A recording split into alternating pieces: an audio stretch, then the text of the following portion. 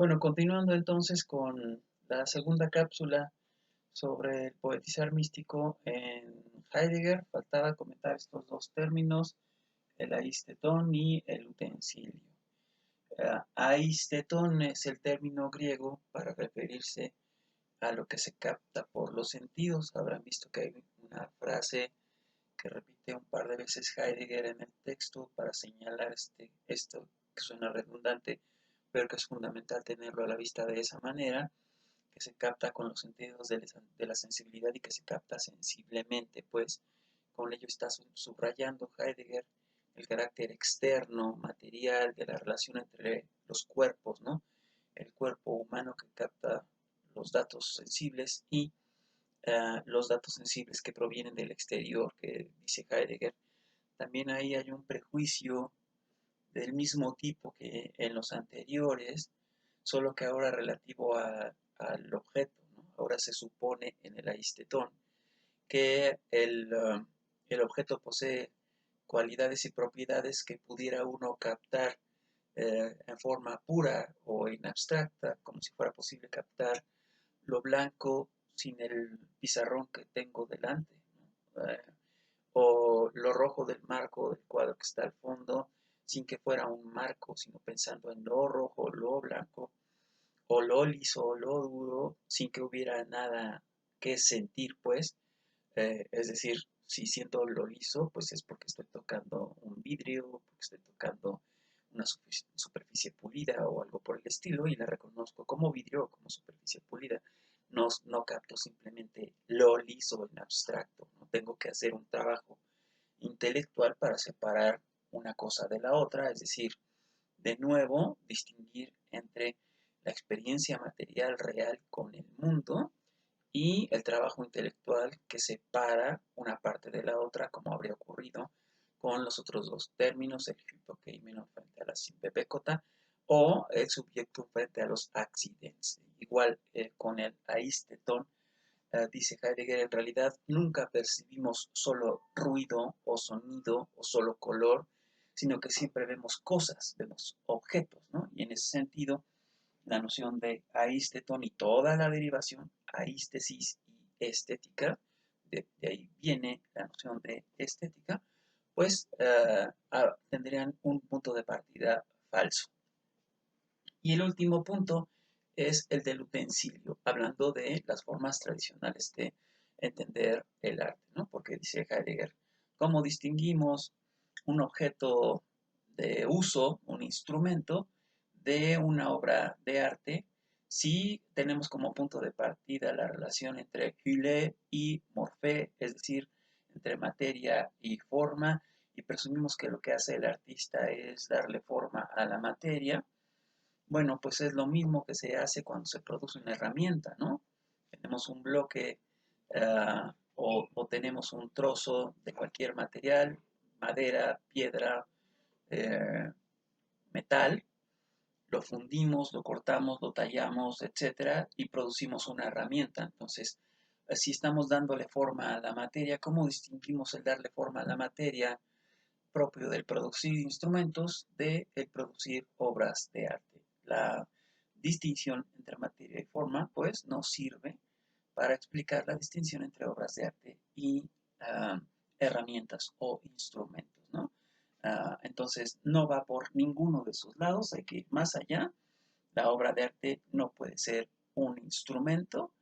Y la conclusión hasta aquí, hasta la división de todas estas fórmulas, es que las obras de arte siempre contienen un carácter de cosa, una Dinghaftigkeit, una coseidad, un carácter de cosa, de ser cosa.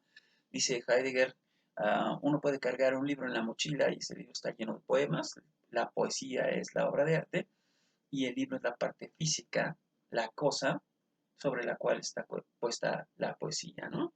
Puedes enrollar un lienzo para transportarlo, puedes meterlo en una caja, etcétera.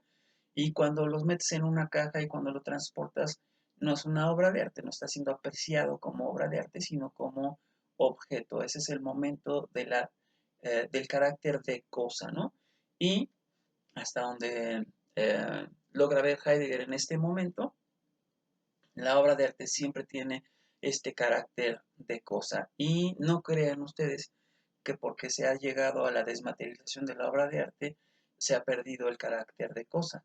Ahí habría que distinguir en alemán entre Ding y Sache, eh, para señalar que el carácter de cosa, lo Dinghafte, la, la caracterización de ser una entidad material, siempre está presente en la obra porque, como quiera que sea, tenemos acceso a ella como un acontecimiento en el cual nosotros, con nuestros cuerpos, hacemos, vemos, sentimos, etcétera, pensamos cosas, ¿no?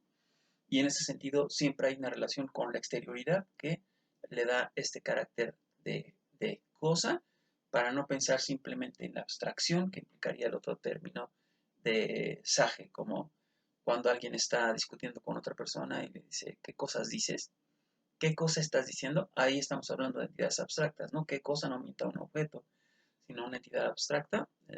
No estamos en ese terreno. Con Ding estamos siempre en el terreno de que hay una parte material dura o consistente, que es justo aquello con lo cual el sujeto interactúa en la experiencia con el mundo. Eso es lo fundamental para que se entienda cuál es el carácter de cosa, pues, de cualquier obra, ¿no? Una segunda aproximación al origen de la obra de arte lo propone Heidegger a partir de la relación entre la obra de arte y la verdad. Ya señalé al inicio de la cápsula anterior que Heidegger en ningún momento, incluso lo hace explícito, tiene interés en presumir que una obra de arte es una obra de arte porque reproduce miméticamente un estado de cosas de la realidad, no está copiando, pues, ¿no? Eso es importante. En el mismo sentido en el que habla Gadamer de la mímesis, no como reproducción, sino como representación, ya está hablando Heidegger de que la obra de arte es una representación, pero no como algo que nosotros como espectadores miramos ahí enfrente, separados de nosotros, sino más bien como algo en lo que estamos metidos, ¿no? Eso que quede claro desde ahora. Eh, Gadamer lo desarrolla, pero ya está en Heidegger.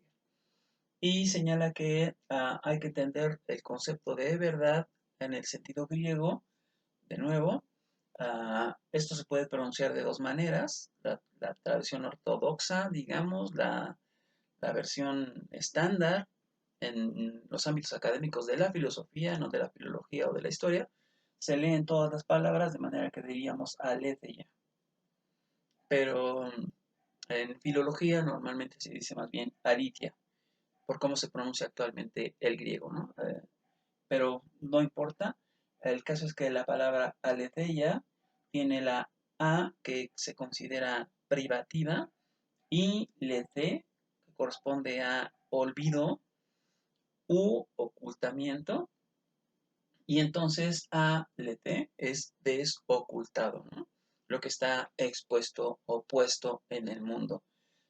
Entonces la verdad es lo que está desoculto, expuesto o abierto en el mundo. Y luego señala que poner a la obra la verdad, que es lo que hace la obra de arte, significa para él erigir o establecer, en el sentido de instalar, pero no como de poner una obra en una exposición, ¿no? O poner un conjunto de objetos en un espacio expositivo, lo que llamamos instalación, sino más bien estamos hablando de cómo uh, una forma de comprender el mundo está puesta o establecida como real, como confiable, como dice en algún momento Heidegger, aunque señala que justamente esa manera del desocultamiento de lo que parece lo más seguro es en realidad inseguro, como va a señalar, en la medida en que es simplemente el modo como por tradición, historia y cultura nos aparecen ya las cosas en el mundo, ¿sí? Es el desocultamiento. Es una forma de encubrimiento, o sea, la verdad es una forma de encubrir la experiencia con el mundo en la medida en que asumimos el estado de cosas como si fuera un hecho, cuando en realidad es una construcción cultural. De eso tenemos que hablar, pero lo voy a dejar para la próxima cápsula.